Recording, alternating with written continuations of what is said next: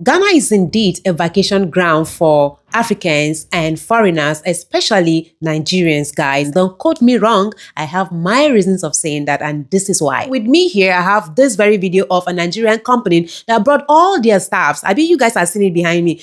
They brought all their staffs all the way from Nigeria for vacation in Ghana. Hey, let me even call it well, for vacation in Ghana. You know, most of the company, not just in Nigeria, but all over the world, sometimes they take their staff like as a way of saying thank you for work well done. You know, you guys have been stressed all like from January to December. Let me just take you out for a vacation. Hey, for them to choose Ghana, you should know that, baby. Hey. Ghana is indeed a vacation ground, not just for Africans, but foreigners, especially Nigerians. Well, guys, enough of the talk. Let's jump right into the video. And please, at the end of it, drop your thoughts in the comments section. Let's watch. Ladies and gentlemen, welcome to Accra, Ghana. Thank you for flying with us. Enjoy your stay.